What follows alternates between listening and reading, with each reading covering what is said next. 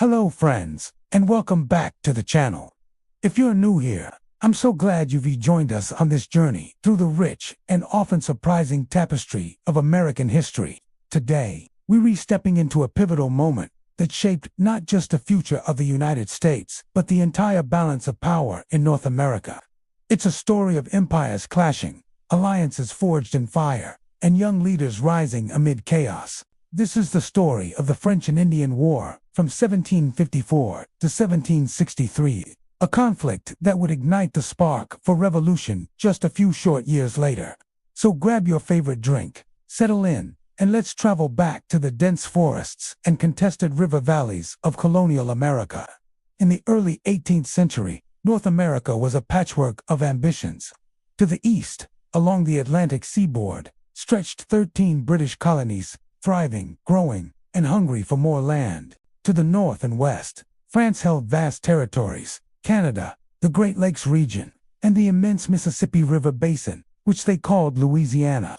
Between them lay the Ohio River Valley, a lush, fertile expanse teeming with game and opportunity. Both empires claimed it, but neither truly owned it.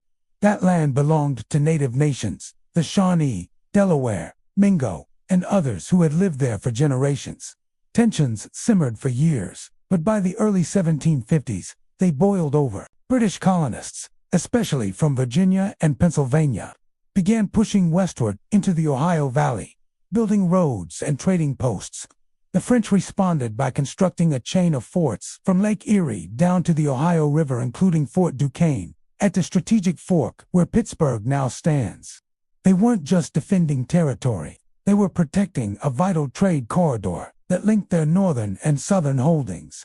In 1753, Virginia's governor sent a 21-year-old militia officer named George Washington on a diplomatic mission. His task: deliver a message to the French, leave the Ohio Valley. Washington traveled deep into the wilderness, met with French commanders, and returned with a firm refusal. War, it seemed, was inevitable. The following year, Washington led a small force back into the region. Near present-day Uniontown, Pennsylvania, he clashed with a French scouting party in what became known as the Battle of Jumonville Glen. Accounts differ. Some say it was an ambush, others a skirmish gone wrong, but one thing is certain: a French officer was killed, possibly by Washington's native ally, Tanaquerizin, also known as the Half-King. The incident inflamed tensions. The French retaliated, surrounding Washington at a hastily built outpost called Fort Necessity. Outnumbered and outmaneuvered, Washington surrendered in July 1754, the only time he ever did so in his military career. Though small in scale, this clash echoed across the Atlantic. Britain and France, already rivals in Europe, saw the Ohio Valley as the opening act of a much larger war. By 1756, their global conflict, known in Europe as the 7 Years' War, had fully ignited. But in North America, it would be remembered as the French and Indian War, named for the British colonists' primary opponents, the French and their native allies. At first, the British struggled.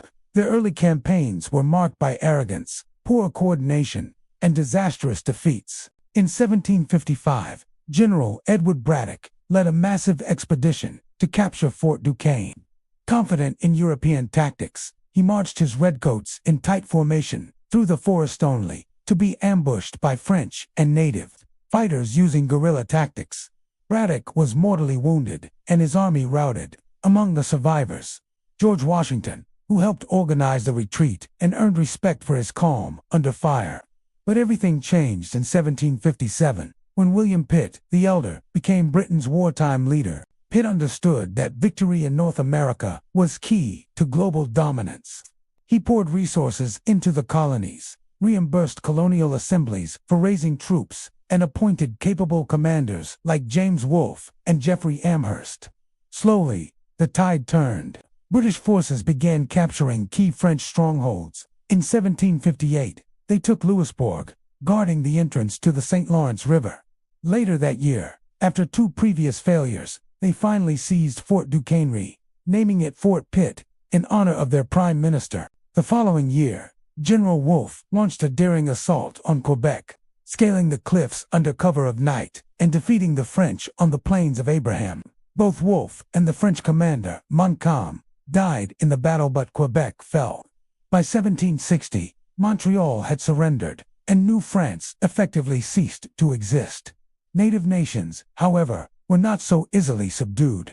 Many had allied with the French, seeing them as lesser threats than the land-hungry British colonists. With the French gone, tribes like the Ottawa, led by Chief Pontiac, feared encroachment. In 1763, they launched a coordinated uprising, Pontiac's rebellion, attacking British forts and settlements across the frontier. Though ultimately unsuccessful, the rebellion sent a clear message. Native peoples would not surrender their homelands without a fight. Britain responded with both force and policy. To prevent further conflict, King George III issued the Royal Proclamation of 1763, drawing a boundary line along the Appalachian Mountains. Colonists were forbidden from settling west of Move, meant to protect native lands and reduce military costs. But to many colonists, it felt like betrayal. They had fought and bled for that land, and now London was telling them they couldn't have it. That resentment was just one of many consequences of the war. Britain emerged victorious, gaining Canada, all French territory east of the Mississippi, and Spanish Florida. Spain had entered the war late on France's side and lost. But victory came at a staggering cost. The national debt nearly doubled, and British officials believed the American colonies, which had benefited most from the war, should help pay for it. Thus began a series of taxes: the Sugar Act, the Stamp Act, the Townshend Acts. Each was met with growing colonial resistance. No taxation without representation became the rallying cry. The very unity forged during the war, colonists from different regions fighting side by side now, fueled a shared identity and collective defiance. Ironically, the war that expanded British control sowed the seeds of its undoing. Veterans like George Washington, who had once served the crown, now questioned imperial authority.